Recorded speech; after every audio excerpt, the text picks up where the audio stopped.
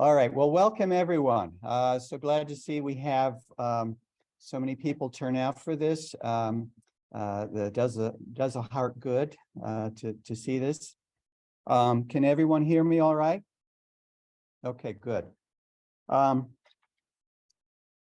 begin with, we had 4 speakers that were going to be here. One I just found out is ill and he is not coming. That's Kevin Anderson.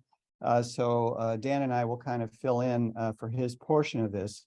The way we've set this up is that Dan will do a short presentation, then I will follow. Then Dianne Porter will follow, and then I will follow after that with another short portion of it. And then we were going to have like a panel discussion so that we could have a little more give and take and answer everyone's questions and maybe do some kind of collective planning on what we want to see going forward in the future.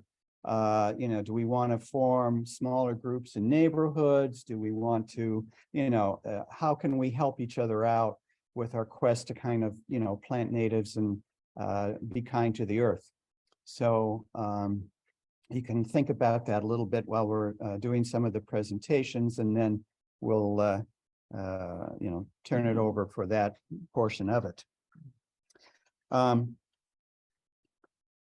One of the key handouts that you probably got last time was this one on the keystone species that Doug Tallamy talked about. And these are the things that more than a lot of other native species are the most interactive with the Lepidoptera order, which are moths and butterflies, and also the best pollinators. And as Doug explained, that's important because the Lepidoptera order, moths and butterflies, are the foundation of the food web. And so, so long as that is intact, then everything else, can be fed, so to speak. So that's sort of the essential ingredient. And he spent about 40 years studying this thing just to see how many moths and butterflies were on what particular plant and how did it compare to a plant that is not native to the region. And what he found was that there was a big difference. And then even among those plants that are native, some collect more moths and butterflies than others. And as he said, the caterpillar stage is very important because it's the caterpillars that mama bird takes for a baby bird. And they're soft and chewy, I guess. All right, so I'm going to kind of turn it over to Dan and he can kind of get it started. These are just sort of our beginning thoughts as to, if we were someone that wasn't familiar with this kind of thing, where do you start? And Dan's going to start with the soil, I think, right? Yep. Mm-hmm. Okay. Thanks for hanging on there, online friends. All right. So, yeah, wind it back. Essentially, my background, all about conservation. I found myself in native plants because it's all about getting back to the core of it. Permanent habitat is in short supply, even more so than like food for wildlife. So making sure that we are putting out a perennial, permanent landscape of native plants is an excellent way to cater to all the linkages of the food web. So I'll take it back and we'll start. Let's see, work. We'll just click it. There we go. So a lot of you are probably gardeners, so this will a lot of you preaching to the choir. But since we're planting more often than not perennials, these are just some things to think of when you're starting to do some planting. So what we're going to start to talk about are a lot of maybe different plant species. So just think of starting small when you're trying to get into it. Maybe dip your toe into it if you're not super familiar with native planting. So there are a couple different ways that can kind of get you acclimatized before you jump into the pool there. So the first step that I would generally give would be, if you have a flower garden, think about ways to extend your bloom period. So typically for plants, they're blocked out in spring, summer, and even later summer blooming plants there. So more often than not, spring blooming plants are in short supply in a lot of our landscapes and traditional flower beds. So planting native plants that bloom really early are a good way to kind of get your feet in the water. The pictures that I have out there are 3 of Iowa's good native early bloomers. These are going to be blooming earlier than June. So the yellow one is golden Alexanders. The purple one, or indigo, is a spiderwort, and the one furthest is our wild columbine. And I will put a plug in that the Alexanders and the columbine are actually available as seed with the Library Seed Exchange. And I promise to use the plug pun only once today. So that's my pass. I won't use it again. So going in with that, another way is just to think about chipping away your lawn. So if you have a flower garden, think about maybe expanding it a couple plants. So I will always recommend chipping away the lawn and eventually kicking her out the door. So the lawn typically is a monoculture. What we're after is biodiversity. So the last one that I would kind of typically put a plug in is your ditch. Typically, if you have a ditch, sometimes it's not put into use. They'll typically be in a sod. So starting with that and maybe adding some native plant plugs could be a good way to start too. So to kind of transition, a ditch is a good way to think that native plants occupy a lot of different niches or parts of an ecosystem. Sometimes they're specialists, sometimes they're generalists, but I would recommend to lean into what you have. You know, some of you might be in really shady environments. Some of you might be in really wet soil environments, but I would recommend leaning into your soil conditions because there are more often than not native plants that like that stuff. Given if you are in an urban environment, sometimes you'll have more disturbed soil. So sometimes it helps to kind of do a little test ahead of time to make sure it's not going to be too disturbed.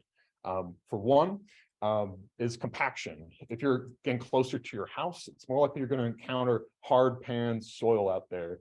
So a general rule of thumb, if you have a flathead screwdriver, and if you try and wedge it into the ground a couple different spots in the area that you're thinking about planting, if you can't get deeper than 2 inches, you might want to consider doing a little rototillering or something like that, especially if you're doing a seed mix, because if your screwdriver can't get 2 inches, then you bet the plant roots might have a hard time too. So we're talking about location. So my next couple slides will just be thinking about different dimensions of the area you want to plant. Can I do arrow keys? Try that. Awesome. I like it. So first one, soil moisture. So this is ranging. We're not seeing a different slide. We're always seeing Homegrown National Park of Fairfield, Iowa. That's the only slide we're seeing.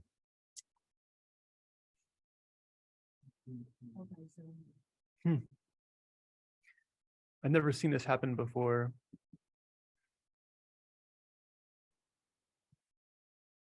There we go. Now it's happened. Okay. Now it's okay. Keeping the screen. Okay. All right. Okay. We'll just use this screen so that way. Well, let's see. Yeah, they saw it just on this one. How about now? How do you see, can you see this new slide? Yes, the slide is tips on native plant garden. Okay, good. All right. So that's working. All right.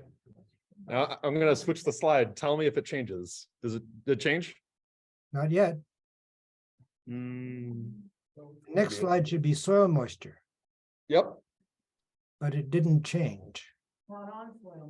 Click on the left-hand side Here we go. where it says the number 3, soil moisture, and try that. why don't we try to share a different way? Let's see here. I don't mind just. No, moving it's like okay. this. There, I guess we'll see a preview of the slides. we'll just share the desktop. Hopefully that will solve the problem. All right.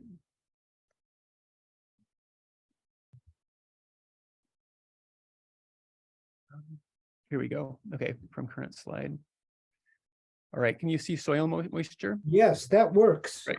All right, Yes. and now can you see the next slide? Sun exposure. Sun exposure, yes, now it's working. Good. All right, we persevere nonetheless. So soil moisture, and a lot of this, I imagine a lot of you are gardeners, a lot of this is preaching to the choir. So just bear with. So for soil moisture, this is one where you could be ranging from the wettest of the wet marsh, could have a ditch, or it could be the driest of the dry, or you might even have like a sandy bank. So for determining, say, your soil moisture, I would recommend starting with an awesome tool called the Web Soil Survey website. It is a website maintained by USDA, and it's a good way for just seeing what you're kind of working with, but it does kind of fall short and square footage on smaller scales. So it just kind of lets you see a big picture.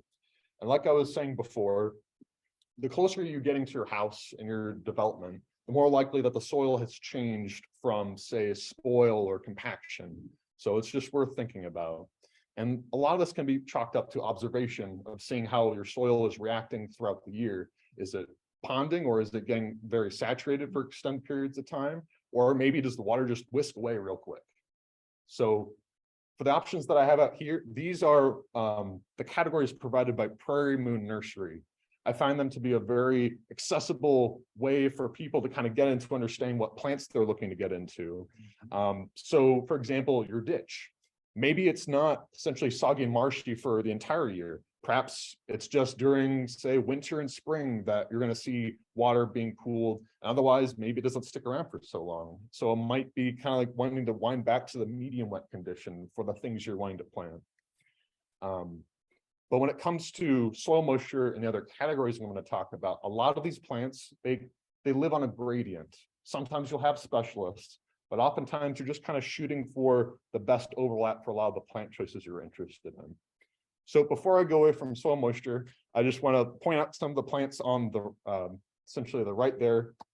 So at the very top, you have swamp milkweed, our milkweed that loves the wet conditions around Iowa. Going down the purple, there's purple prairie clover. It's a great legume generalist. It likes middling conditions, but can lean a little more towards the dry.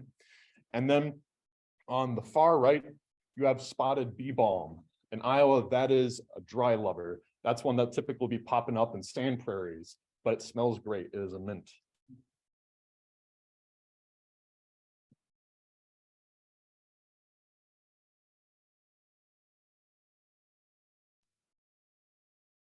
I'll linger here for a little bit.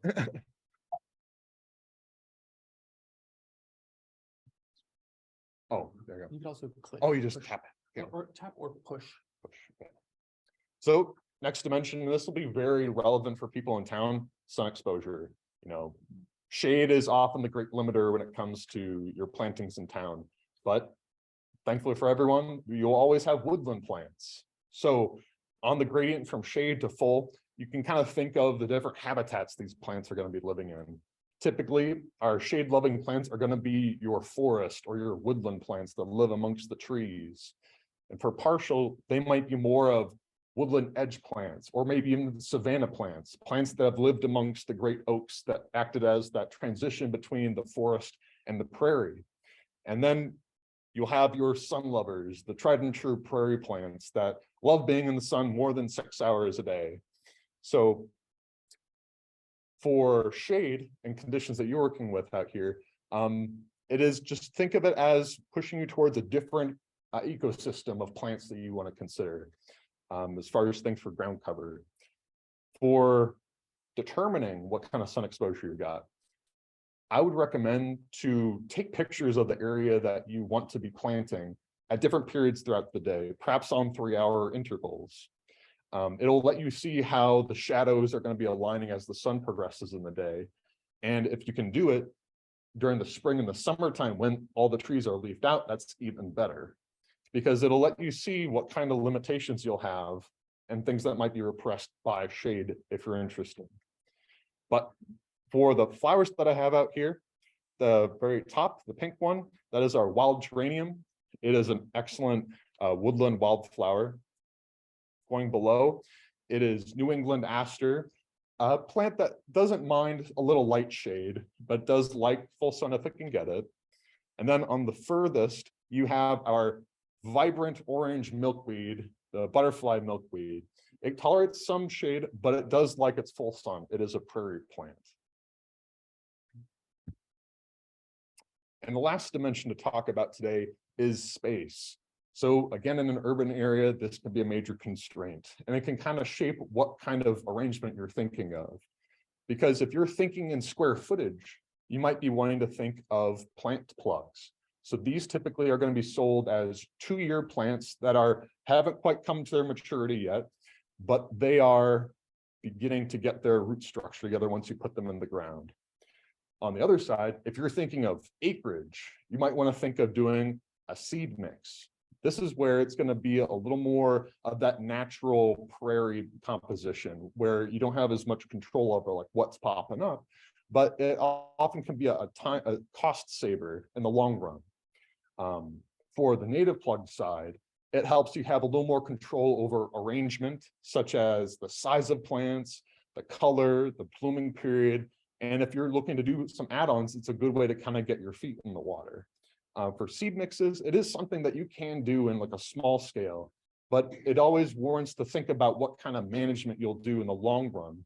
For seed mixes, oftentimes it'll look a little messy for about 3 years until it can get into its element and what we call being established. So that's when you'll see a lot of the plants that say, like when you're buying the mix, like if you saw certain ones that you wanted, that's when you'll typically see them. Some you'll have pop out as annuals, but your marathon runners, your perennials, that's typically when they'll pop up a little ways down the road. But those are kind of the dimensions of thinking about a native plant garden. And a lot of you are gardeners that this is something that you're born for, but it's just thinking about an investment you're making. A lot of these are perennial plants. So thinking about a little map of where you're going to put things, it can kind of help you ahead of time. But that sums up a lot of my part for today. I'm going to pass it off to Dianne there, and we'll continue on. Thanks, everybody.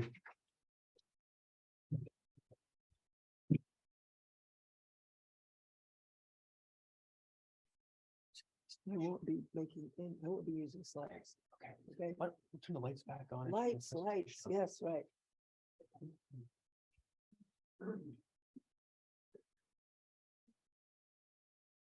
I'm a gardener and just a gardener. Oh, Diane, you need to be on camera. and back here. All right. All right. Oh. So Diane, you need to still be on camera. She's coming. Here she is. Here I am on camera. All right. So I want to just talk briefly about that terrible moment when we think, oh my God, what should I get? Where shall I start? I've got so much information, so much to, it can be a little overwhelming. I personally like to really do it the hard way. I go out and I find the native plants and I mark them. And I come back and I save the seeds and I label them and categorize them. And then I cold stratify them. And then I take 2 years before they are actually out of the ground and looking like they might bloom, and maybe 5 years before they bloom. And I think that's really great. And we should all do that, right? No. That's not going to happen. We really, that will happen for some of us. And bless you, if you want to do that, I'll be happy to talk all day about it. But most of the time people want to just say, I want to just plant something now that I'm going to get to enjoy now. And, Doug Tallamy said, whatever you've got, even if you've got a little tiny bit of space, you can plant something that will help wildlife and particularly insects right where you are. And you don't have to plant a whole prairie. We should all have huge prairies, but we can start with our backyard. We can start with our flower garden. And the easiest way to do that is to start with plants that are already growing. It's really a lot faster and more certain than seeds. Costs a lot more, but you get something now. So I brought a few of these catalogs for Prairie Moon Nursery. I'm plugging Prairie Moon just because it's the only nursery I've ever worked with to buy started plants. I'm not saying it's the only good one, but they're based in Minnesota, and they have a lot of plants that are native to Iowa. So I don't know if everybody got one of these who wanted to, but I made a little paper here on this. Prairie Moon sells started plants, but there are two things that are really important to know. And one is that they're already running out of stock. So if you want to buy started plants from Prairie Moon, you need to order them right away. They won't ship them right away. They're sitting in a greenhouse somewhere, just barely sticking their nose out of the ground. They're nowhere near ready to plant. But in May or June, they will be sending the plants that you order now. If you don't order now, well, you can order next year, but you're not going to get plants this year. So, and I mean, by the middle of the summer, there's nothing at all. So do it soon if you want to do it. They sell individual plants, and they're generally hard to come by because they're already running out of their individual ones and they're 3-packs. But they do have a nice combination that they make called mix and match, in which you can get 2, 3, 4, or 5 species or 6 species and get 38 plants. I think it's $159. And I thought some people might want to get that, or 2 people or 3 people might want to go in together.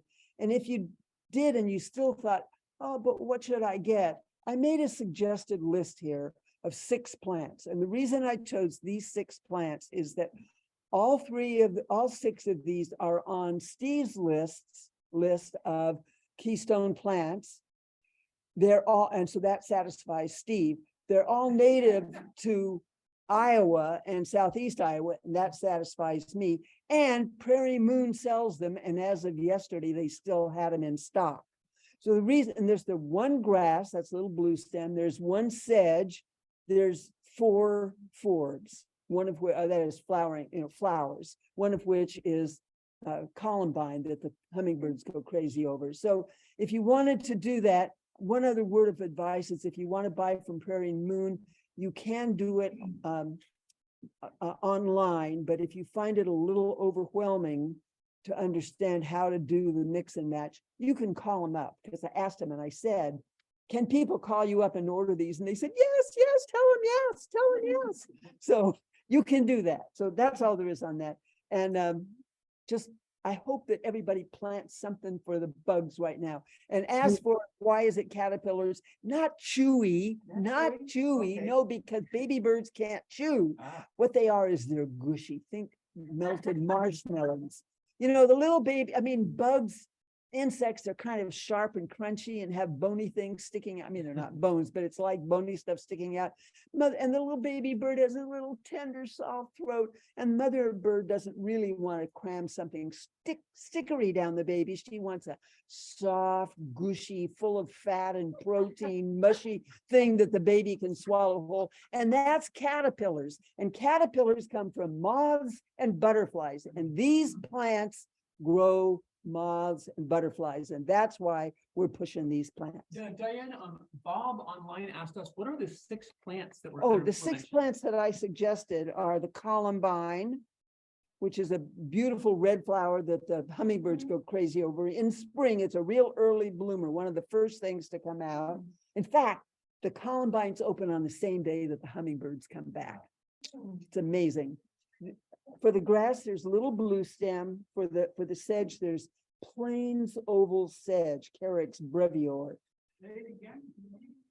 Plains oval sedge. Explain, there's a list at the back. On the website. Well, anyway, I made this paper, and if somebody needs help with it and you want to email me, I'll send it to you. I'm dporter@lisco.com. Not hard to find. The next plant is the butterfly weed. It's actually butterfly milkweed. I wish they wouldn't call it butterfly weed because that's some kind of an alien thing, but they call it butterfly weed. But they mean butterfly milkweed, which we just saw the beautiful slide of with a gorgeous orange flower. There's just butterflies just go crazy over it. Really easy to grow, really easy to raise, and so valuable for plants. The next thing is aromatic aster, Symphyotrichium oblongifolium. I hope you all got that. And then there's one of the coreopsis. It's the prairie coreopsis. So those, they're not the only things you could get. It was just if you were kind of going, what should I get? That would work. Diane, can you explain about how Prairie Moon you can call them up and get advice and they'll help you if you have any issues? This is my husband coaching me over the phone here. I don't understand. Thank you, Michael. He's reminding me to tell you that Prairie Moon will help you. Well, there are two ways that they help you. One is that on their website, if you look up any plant, they've got the most complete instructions on what you need for how to germinate the seeds and what the requirements of the plants are. And when I'm working with a plant, if I just discover some plant for the first time and I think this is great, I want to grow it, where should I plant it? How should the seeds work? I go to their website. And if you have trouble interpreting that and it uses words you don't know or something, call them up. They're really nice. They are so nice and they are so helpful. I mean, I one time bought some seeds that didn't work out for me and I called them up and said, I think I must have done something wrong. I didn't get dwarf larkspurs when I planted them. And the owner, or the person who had been the owner who had just retired, heard about it. He went out into his garden and dug up 3 plants and overnighted them to me so that I wouldn't be disappointed. And I'm still growing them and giving people seedlings from those plants that came from that nursery. So yeah, I mean, I don't work for them, but you know, I really do recommend them. Okay? Okay. Yeah, am I done? I'm done. Okay.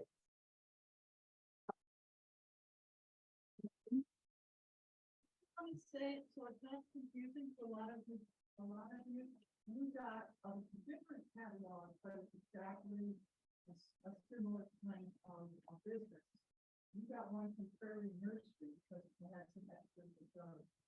So my experience with Prairie Nursery, and either one of us has that with, it's coming out of West Fairfield, Wisconsin. That's the same thing. They sell praise plants and I've done so many gardens in the last 20 years, and without these 2 magazines to help me, I've never get rid of that. Gotten any prairie garden I did because of the pictures, the soil. We have someone sharing about something in the back of the room. We apologize to those in Zoom who can't really hear very clearly what's being shared, but it's maybe Steve can fill us in before he begins his presentation, kind of summarize what was shared. We had a few handouts here at the public library, and Claudia is explaining that we have a prairie nursery handout as well as a prairie moon nursery, one from Minnesota, one from Wisconsin. Okay.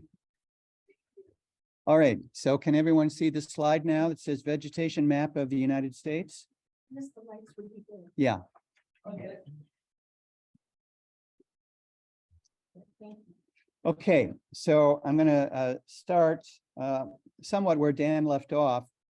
I can see I made a slight mistake there. It's supposed to say Southeast Iowa is at the transition zone, not states Southeast, but you get what I mean. Okay. Just getting There out of we the way go, for you. getting that out of the way. All right. So the point I'm making with this slide is that Iowa, we think of it as the prairie state, but actually it's kind of prairie-ish. It's the transition between the eastern deciduous forest and the tall grass prairie. And so actually you'll see right along the eastern border there, it's still in the eastern deciduous forest. Another thing to consider for gardeners, and this is to prepare you when you go to a garden center to read the tag, and you'll find a plant hardiness zone somewhere on that tag. And it's good to know that where we are in Southeast Iowa is zone 5B. And what that means is that on average, we get about 15 degrees below zero every winter, at least one night. And this year we got about 10 below zero. That was in December. So sometimes it's a little warmer, and sometimes in 2019, we had a good old fashioned winter that year. And that was, we had -20, but, and that's without wind chill, I should say. So I also put Missouri on there so that you can see that zone 5B extends into northern Missouri. And then you get into zone 6 by the time you get to Kansas City. The annual precipitation in Iowa is about, in our region, is about 36 inches of rain a year. And again, that's enough to grow trees. As you get into the northwest corner, it's about 25 inches of rain a year. And of course, the last 3 years, we've had a pretty bad drought. So it was considerably less than we usually have. But that being said, it averages out to about 36 inches of rain a year. The other thing on this slide is the EPA ecoregion. And that's an important thing to understand, in that so much of the time we think in terms of political boundaries, meaning where our state is. And really, that's not how nature organizes. So we really are in ecoregion 40 on the bottom part, the southern part of the state. And notice that it's different than the rest. So area 47, which is the majority of the state, they've given the name the Corn Belt. And that's basically on the north side of town. You'll see it sort of flattens out a bit and it's a little more open. And whereas on the south side of town, it's a little more hilly and it is has more trees. And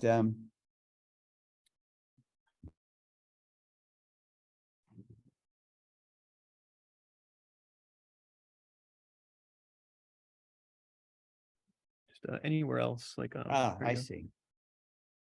There we go. Okay, so I wanted to show the overall map so that you see that actually our ecoregion is northern Missouri. So when we think of, oh, is it native here? Don't count out, if it's one county south of the Des Moines River, because that would still be really our ecoregion. And there's a number of plants that are like that. So I always kind of like to make out that point that we need to think in terms of kind of the broader picture of our ecoregion, and actually, things that grow in region 47 and things that grow in region 72, which is Illinois, are going to grow pretty well in Iowa as well. So I would call those regions good neighbors. So if a plant is native to that region, but not necessarily in region 40, most likely it's still going to be a good neighbor and it's going to work for you. And as Doug was pointing out, it has habitat functionality. In other words, it still does the job. So this picture that you see there, I took, and Laura McCormick will remember this. We went over to see Sibylla Brown's 200-acre remnant oak savanna. And it was a magical place. And we're talking about, I use this picture because we're talking about here the conditions of the existing site. If you're lucky, you'll have a remnant prairie or a remnant oak savanna like she did. And in her case, all she had to do is remove the existing invasives. And that was a bit of a lumberjack kind of thing. She had to call in the chainsaws, and over 200 acres, it was a lot of work. So the first year or two or three, that was the main job, was getting rid of the invasive plants. And then after that, all she had to do was just do regular controlled burns, and everything else just came back. And as she has said, the land has a long memory. And so a lot of the seed that was down there was just finally able to sprout. And that's all she does. So that makes it very easy, but alas, most of us are in a new subdivision built in a former cornfield. And so we have to start from scratch and, restore rather than just bring back. The other thing, if you go to a garden center, I wanted you to sort of have just at least a little bit of an understanding of what Latin names are. And I will have a point eventually about this, but I'll start with saying a family name, Asteraceae, is in the aster family. Most of the prairie plants are in that family. So it's a good place to start. Basically, if you see something that looks kind of like a daisy, that's usually in the Asteraceae family. So it has the sexual parts of the plant in the center and then a ring of petals around the edge. A genus refers to the Latin name like Symphytrichum, which is one of the Latin names for asters. Recently, because botanists have been getting into the genetics of these plants, they've discovered that, oh, well, we used to call several different things an aster, and now we realize we have distinct differences because we can see it in the genome. So now aster has about 3 or 4 different genus that are called asters. But Symphytrichum is the one that New England aster is in, and many others, and it's probably the one we're most familiar with. And then the species would be the second of the what they call the binomial nomenclature. So the first name is the genus, the second name is the species. And in this case, I use Ericoides, and that's the heath aster. And then sometimes there are varieties or subspecies beyond that within the group. And so in this case, it's prostratum, which means it's prostrate. So it's like a creeping aster. So there's some heath asters that are about 4 or 5 feet tall. And then there's also a prostratum one, which is about 6 inches tall, but spreads about 4 feet. And then sometimes to make that all go down a lot easier, the nursery that grows it gives it a cultivated name. And a cultivar is the cultivated name. And they'll call it something like snow flurry. So that the marketing name that they put on the tag is Aster Snow Flurry. But if you read the fine print, there should be a Latin name there somewhere. Now, why do I go through all this? Well, 2 points. When people see a cultivar name, sometimes, particularly if you're a native plant aficionado, that gets you spooked because, you know, you want to just kind of stick to the species in a lot of cases. But I want to make this distinction because some cultivars are selections, which means they are found. It's just a plant that's a little bit shorter, or maybe instead of the typical pink color, it was white.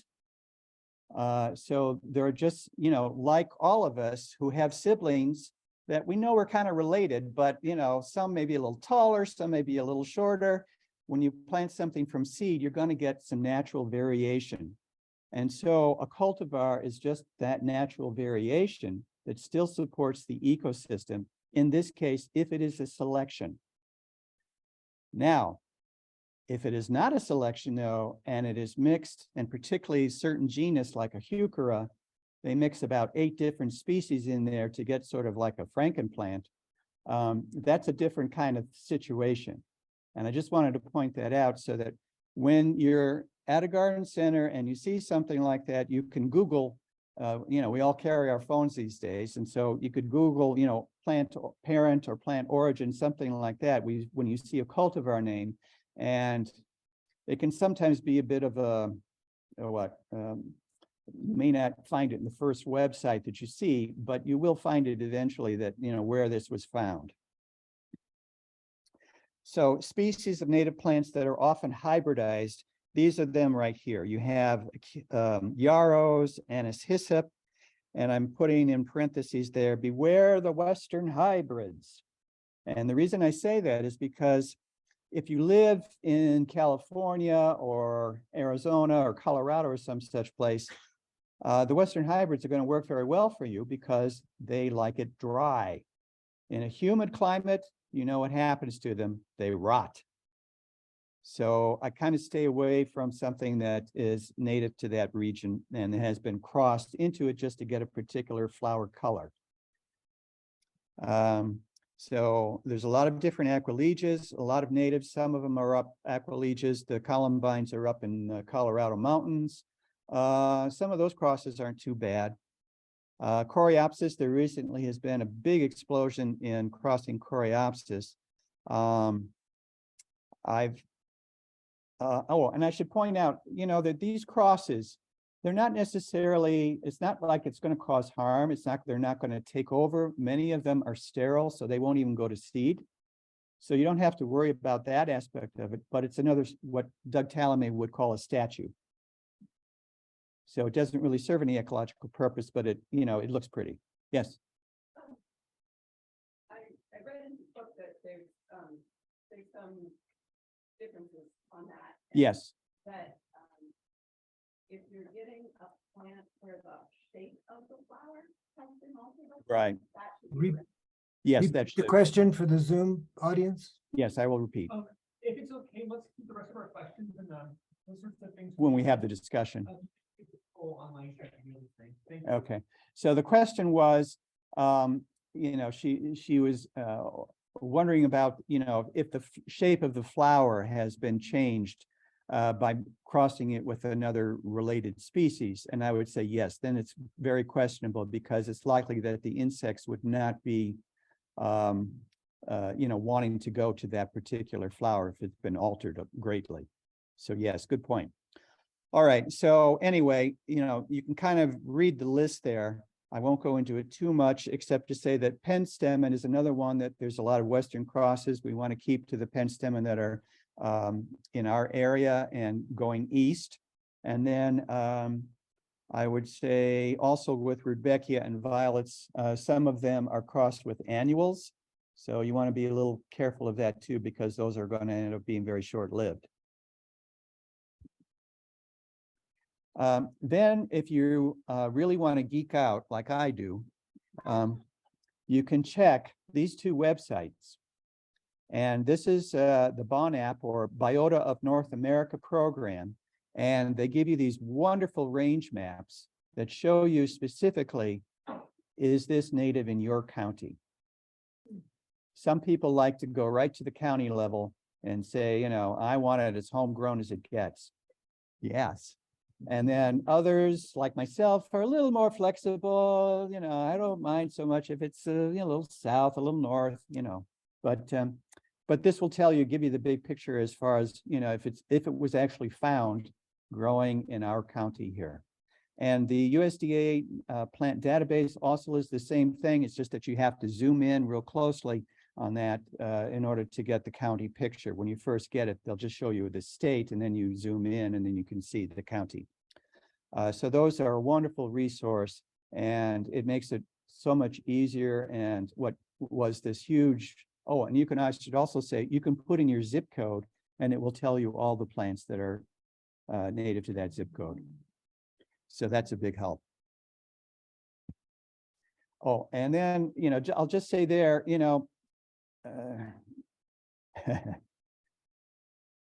not to get too technical, but what is a native plant is not an easy question to answer. What we mean by native plant here is that it was native just prior to European settlement. So that goes back a few hundred years. There's been a lot of, there was a time when the native plant in Iowa was a spruce or a white birch when we had glaciers, but that of course changed long ago, 10,000 years ago. But, it has changed. And if you look in the fossil record, even ginkgos used to grow here, but that changed many millions of years ago. All right. This is a picture I took along the Loop Trail. And to show you that, the tall grass prairie is what we think of when we think of Iowa. But we have to remind ourselves that the tall grass prairie plants often are about 5 to 12 feet tall. So if you put that plant next to your front door, you might not be able to get in the door. So, and Dan was alluding to this at his last slide, and this is kind of where I'm jumping in with what other plants to select, is that, okay, we need to take it down a notch. We need to, pick the things that are lower growing. And so just because it's a place to start, I'm picking plants that like sun, that are shorter for urban landscapes. One of the nice grasses that I find that you can fit in anywhere is this little blue stem. And the little blue stem is a plant that I should explain with grasses. The people have a hard time, they don't know quite how to design with grasses. And the thing is, if you just did it all wildflowers, it would be the 4th of July. I mean, you'd have fireworks going off all over the place. What grasses do is they give you a background. They give you a plant that can blend things. And I used to have also it gives you, in some cases, a foundation, because some of these prairie plants will have long stems with flowers on the top of them. And then when the wind blows, they do this. I'm dancing, you see. And I had a customer that used to call me up, and she loved that kind of plant. And so when I would try and sell her something, she'd always say, "But does it dance?" And so I learned her design palette, and so would prepare. Anyway, so this sets the ground for that so that you can kind of see. And now the other thing that's nice about this grass is that it's a blue-green color at first, then it turns to kind of this purplish tips that you see here in the picture. And then by fall, it goes into this coppery orange color. And then when it's backlit by sun, you know, you start to get all dewy-eyed and it's all wonderful. It hosts the dusted skipper, one of our native butterflies. Another shorter grass that is good, or I like it for, it's a very elegant thing, I think, is the prairie dropseed. And it is a nice, very graceful fountain of grass like that, and it stays to about 2 feet tall generally, at least by mid-July. Then it will put out some long plumes late in the season, and those seeds that are in the plumes are eaten by the field sparrow, and the plant sometimes is nibbled on, not just by any grasshopper, but by the handsome grasshopper. I don't know who named it, but I'm sure that they were impressed. The only thing that I would caution a little bit about this plant is that when it goes to flower, it has the distinct fragrance of grassy popcorn. And some people like that fragrance. I don't. So I wouldn't put it under my, window that I keep open or by the front door, but it is nice to have. Now, Diane mentioned Carex brevier, or the Plains oval sedge. Well, here it is, folks. Oh my goodness, isn't that something? Well, maybe not so much. It's kind of, a lot of people look at your Carexes or your sedges and they say, meh. It's just sort of, it's not particularly thrilling. It doesn't have a particularly thrilling flower, but it is a plant that you blend.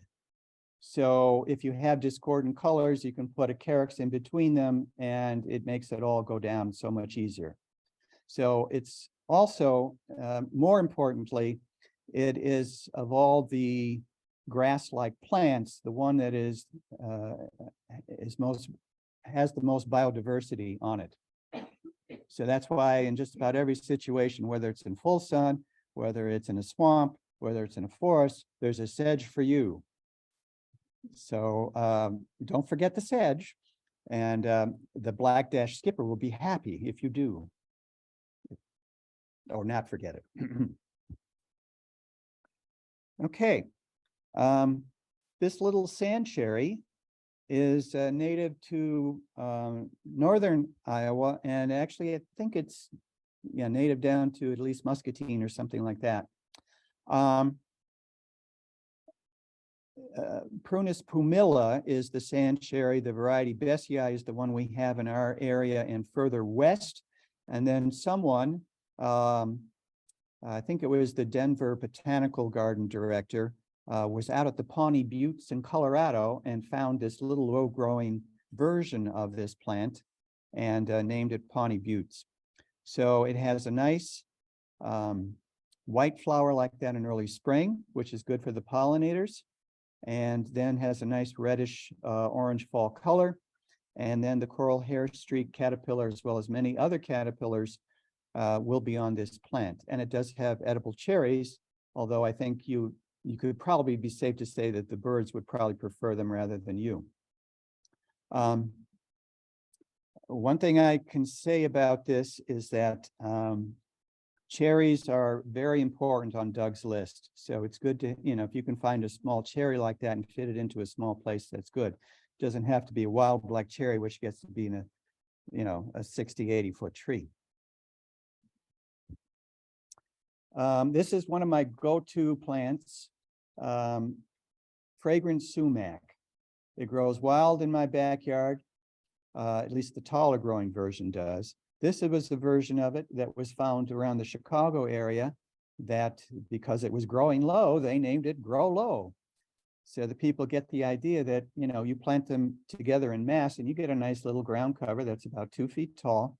And it fills in, you know, remember that picture that Doug had about the trees growing out of the grass?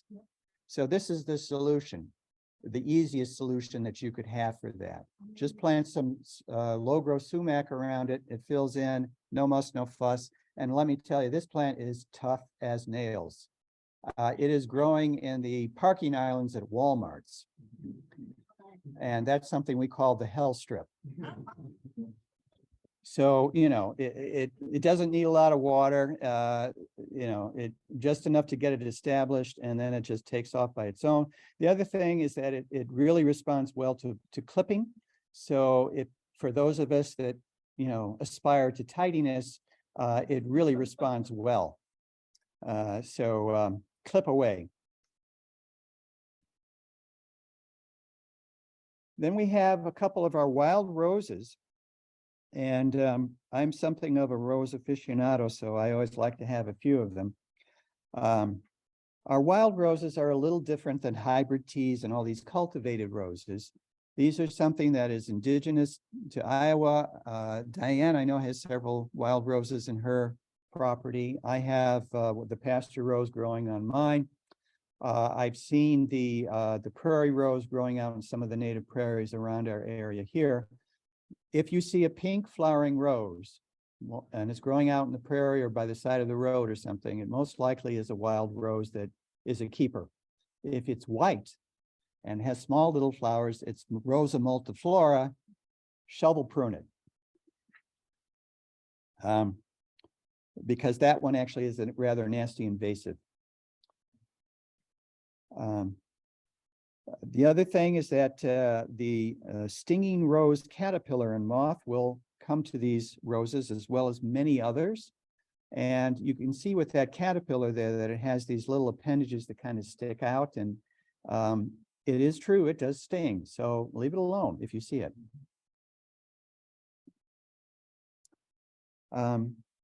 Prairie willow.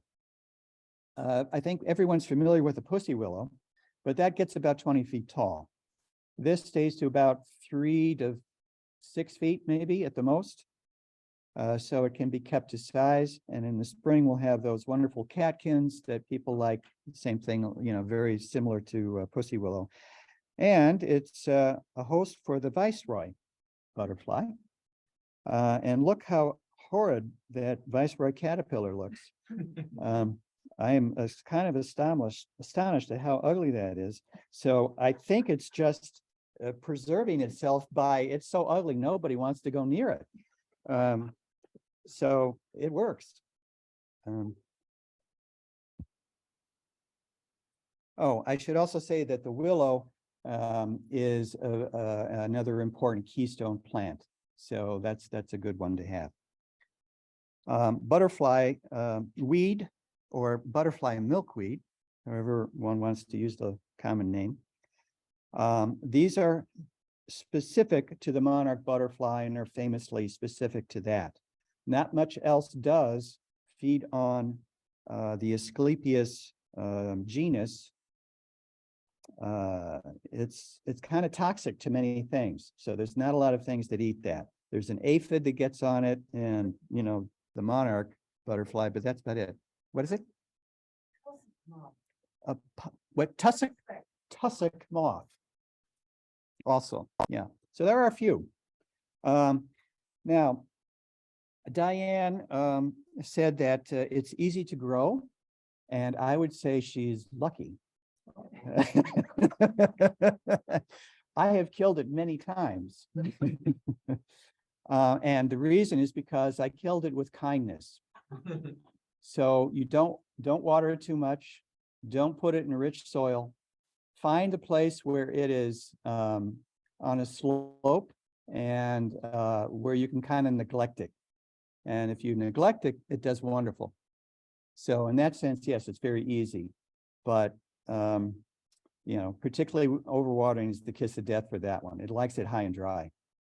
The world milkweed is one that grows on our prairies. And for those of us that are challenged by orange, yes, you can have white. So that makes it easier for some people.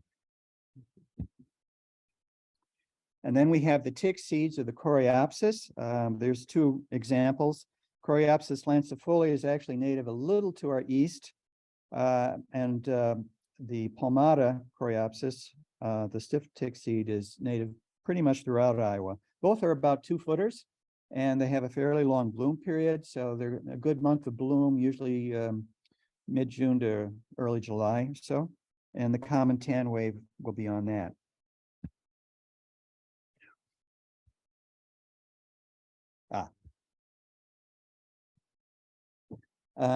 Then there's this a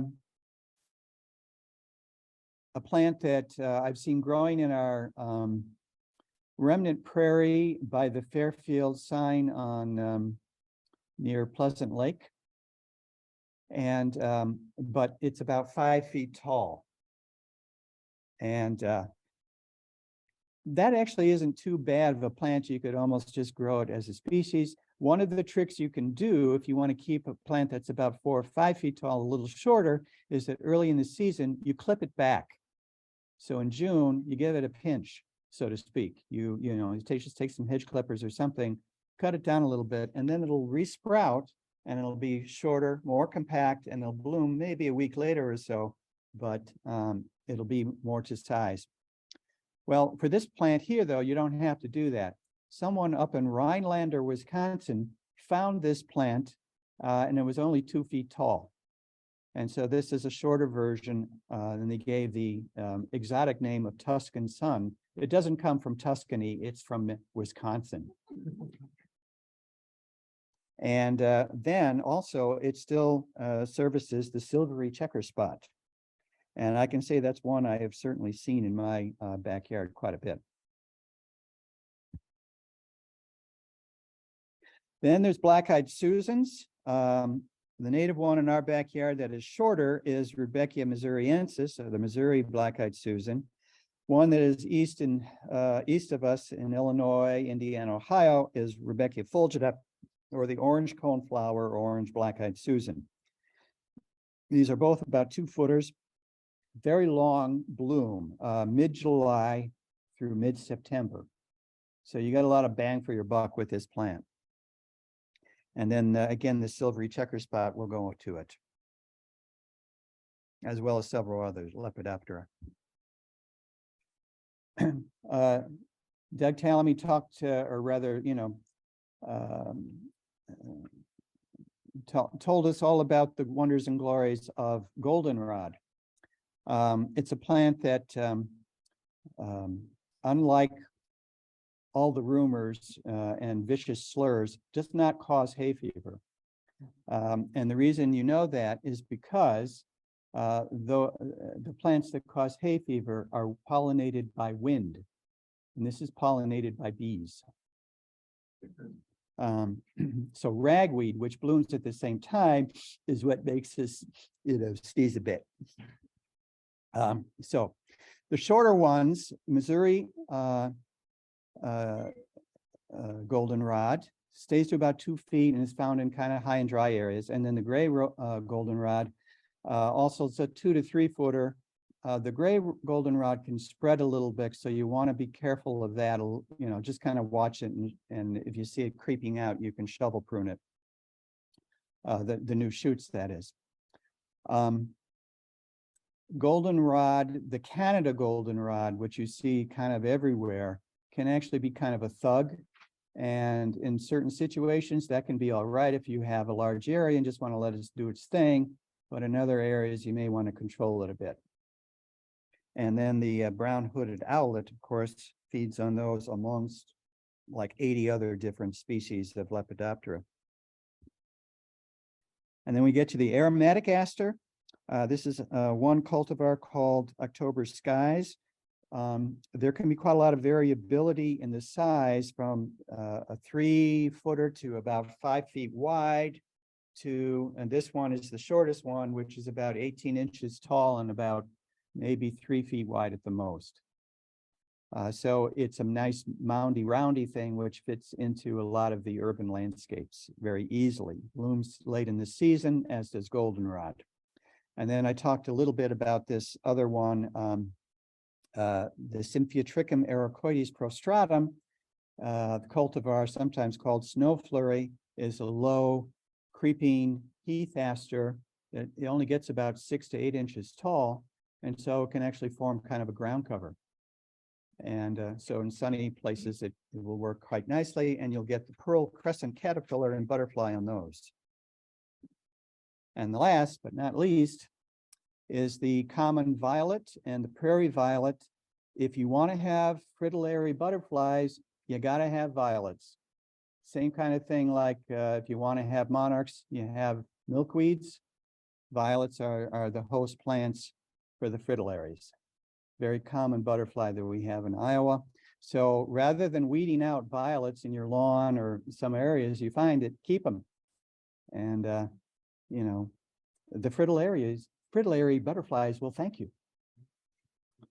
All right, so now we're going to turn the presentation over to more of a panel discussion and questions. And I'm going to gingerly walk this over. Oh, you won't want to, don't you want to come over here a little bit? I was going to say, because it's not. We want to make sure that we're on for those of us Zooming.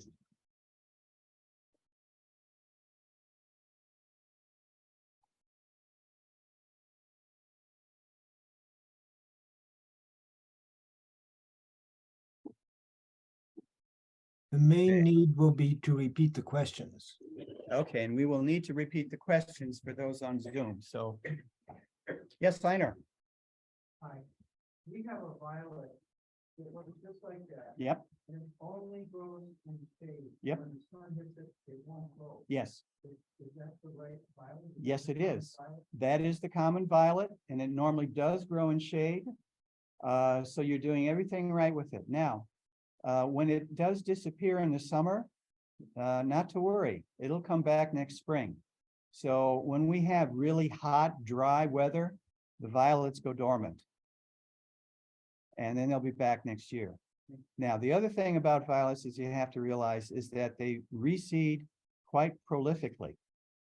So, and they're not really long-lived either. So sometimes you may actually lose that particular plant, but then you'll have 5 others come around, sprout up around it. So, you know, generally if you have violets somewhere in your property, you'll always have violets. So just bringing a couple plants in from someplace.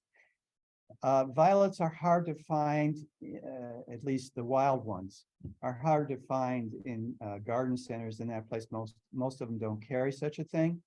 So it's something that if you find it growing somewhere, you can pass it along to a neighbor or something like that. They're easy. You know, and they're edible. That's right. So yes, you can put the flowers in salads and things, and you know, how would you describe the taste? Sweet?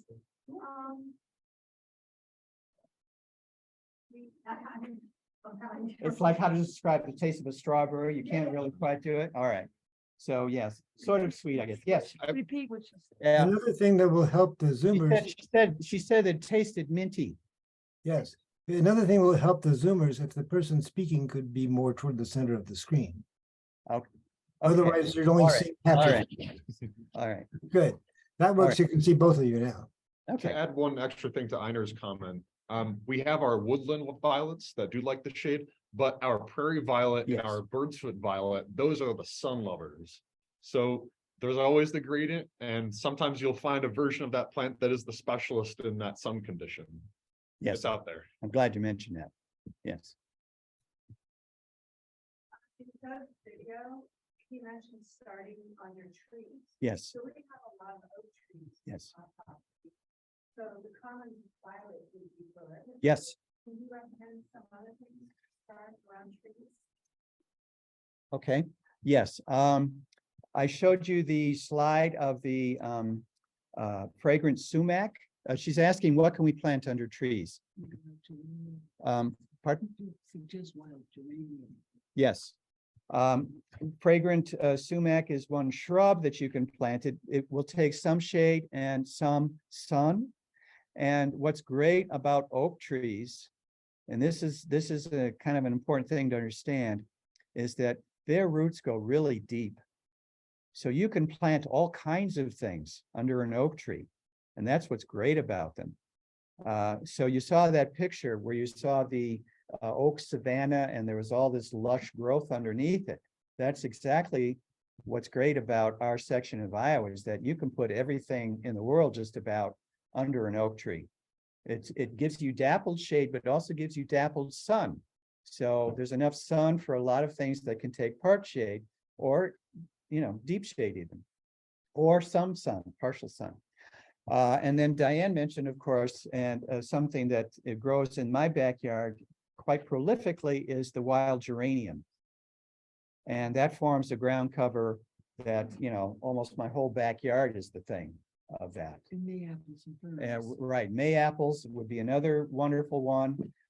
There actually, I have a whole set of slides for the next talk. If we do a next talk, it's ready to go, about what to plant in shade. Just to put a thought out there, a lot of these nursery sites will have filter options. I will have filter options on their website. So if you know that you're going to be planting under a tree, clicking that shade button will save you a lot of scrolling time. To put my personal favorite out there, the Virginia Bluebell, one of my favorites. Oh, yeah. Yes.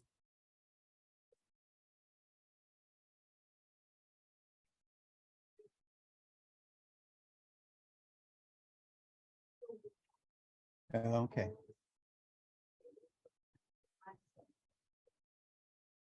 I'm thinking I might, I don't know, I don't really want to use them, maybe I'm gonna go. Have to now. Bring, I'm not showing it. Okay.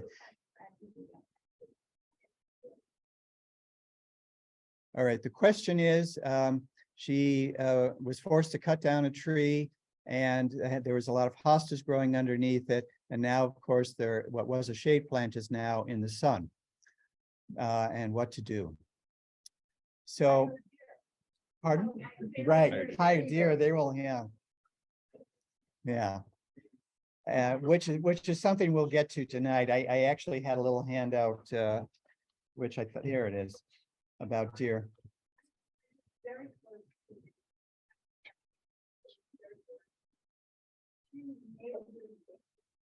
The biggest problem about storm sector. But any little bit of the ball. The major problem I have right now is the surrounding an evergreen line, you want to. Okay. I'm tempted to get something that's horrible. All right. So here's what I'll try and answer the question. She also has euonymus that is growing and taking over. So to answer the first thing, hostas, you could probably, what I would recommend, if you still want the hostas, you could transplant them to the north side of the house. You don't want hostas. I know it's hard to get rid of one's baby, so I can understand that. Get rid of But- them.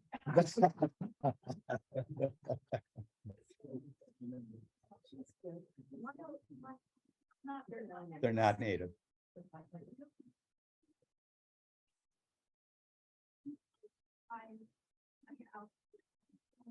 The euonymus, I was going to say, you're going to have to probably be ruthless and just get in there and chop away and dig it, but cut it back first and then dig it out. So, yeah, it is. You'll probably have to, probably have to hire some help with these. Pardon? Right, exactly. Now, I will say we do have one euonymus shrub that is native to our region. And I mention this because I love the name. It's called Wahoo. And I joke, that's not a joke. It actually is called Wahoo. And I bought it just because I had to have that name in my backyard. But anyway, yes. Oh, okay. I'd like to just check in. I know it's now 8:30, and it's probably getting close to some people's bedtime. I'd like to just kind of get like a temperature reading from the group. Would it be all right if we kind of close the formal discussion now, and then we could have a little more time as people are kind of leaving, and we could have some more time for questions and answers with our presenters? Would that be okay? Okay. There's two topics I want to cover a little bit Please. before we sign off completely. One is I assumed tonight that there would be some problem. Someone would raise their hand and say, and no one answered, or no one asked this question just yet, but what do I do about deer? And that is a big problem. Yeah. What do I do about deer? Yes, okay. So I came somewhat prepared, and hopefully we have enough of these to hand out to people. And for those that are on Zoom, I could probably email it to you. But it's basically, I made a list here of things that are, quote, in air quotes, deer resistant. Now, some will shake their heads and say no such thing. And I kind of agree with that, but some things are more tasty to deer than others. And there are some things which they may sample, but they don't come back so much and eat it. And so that would probably be where I would classify these things in saying that it is resistant, and that it's usually generally not something that they like to eat. And in some cases, these plants are poisonous, and that's why they stay away from them. So for trees, things in the birch family, so river birch, they are, the white birch also, but I don't recommend white birch for this part of Iowa, but the river birch is more heat resistant, and so that's a good one for there. Black walnut. Black walnut, has some chemicals in it that aren't too friendly, shall we say. But of course, the nut is edible, but other parts of the plant, not so much.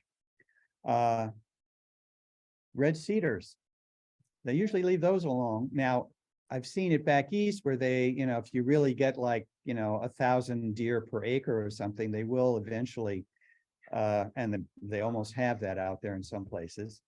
At that kind of deer pressure, they may eat red cedar, but generally they leave it alone from what I've seen out in this part of the world. Ohio buckeye, they don't eat. They may sample it, just, oh, look, Mr. Taylor, he put in some new plant. Let's go see what this tastes like. And then they never come back. So that's the thing, is a lot of times, they sample stuff, but they won't come back. And the other thing I'll say is that when we have a drought and you're there being a good gardener and you're watering your plants, and all the other ones that are out in the forest, no one's been watering for like the last 2 months. Yours are all tender and juicy, and so they will choose those over what's out in the woods. So that's more kind of what the issue is that, it's our care, and and particularly if it's a rich soil or we put fertilizer on it, that just makes it even more palatable. Steve, somebody asked about your email, but it might be better if you could get the list to Alex and he could post it on the library's website. That's even better idea. Thank you. I'm so glad you're with us, Michael. It helps to have somebody at Yeah, home. it does. It makes How the perfect sense. Zoom is, Do to see that. how the Zoom is working. Yeah, exactly. The shrubs, fragrant sumac again. I've never seen them eat fragrant sumac, and it's growing all over the place in my backyard. And generally when I plant it in places, they leave it alone. Again, if it's really, well watered and you're having a drought, they might sample it, but they generally don't come back and eat it again. There's elderberry is, the plant is actually a little poisonous. So that's one that they may sample the berries, but they don't eat the plant. Spice bush is another one that's a good neighbor. It's a little to our south and east, but that's one that they stay away. In the east, where that plant grows more often, everything else is eaten to the ground, but spice bush remains. Also, deer do not eat grasses, they do not eat sedges, and they do not eat rushes. So you'll see them looking like they eat those things in the spring because they're down with their nose in the grass. But what they're usually eating is some forb, or in particular, they love clover. So if you want to keep deer away from your place, get the clover out of there. It's not native. And some people like clover because it gives nitrogen to the soil, which it does, but it's so attractive to not only deer, but also rabbits. And, if you have a lot of white clover in your lawns, you'll have both of those. Things that are in the mint family and in the onion family, that's what they make deer repellents out of. So any of those plants in those two families are generally not going to be something that deer eat. And so anise, hyssop, wood mint, wild bergamot, Canada germander, mountain mint, obedient plant, self-heal, and wild mint. These are some of the natives in our region that are in the mint family. Onion family plants, we have prairie garlic and ramp, which are native. Good neighbors would be nodding onion and starry onion. Irises, they don't eat iris. So anything in the iris family, southern blue flag, and also what people don't think of as being an iris is called blue-eyed grass. It's a nice, cute little grassy-like thing, but it actually is in the iris genus or family. And it has a cute little blue flower in the spring, but they leave that alone. And then there's some miscellaneous things like the wild geranium. They usually leave tick seed alone. Wild ginger, mayapple is poisonous. Blue cohosh, milkweeds, they generally don't eat. Oh, okay. We have a dissenter. Yes. Now this is the thing. They won't eat it in my yard, but they all go to Diane's and chow down. But they won't eat the common milkweed, but they certainly will eat the super special expensive. The expensive one, right? Then this again, when you do the care on it, they can tell the difference. They know, oh, this is a cherished plant. It's really tasty. And young milkweeds can be fair game too. Yes. Very young vegetative plants can be not as toxic as their mature Right. siblings. And that's a good point. It's a lot of times bunnies in particular, the bad news bunnies, when things are just sprouting, oh man, is that good. So, they'll even eat ferns, and generally that nothing eats ferns, Can but I the tell a bunnies will do that story? sometimes. Yes, go ahead. But let's aim this.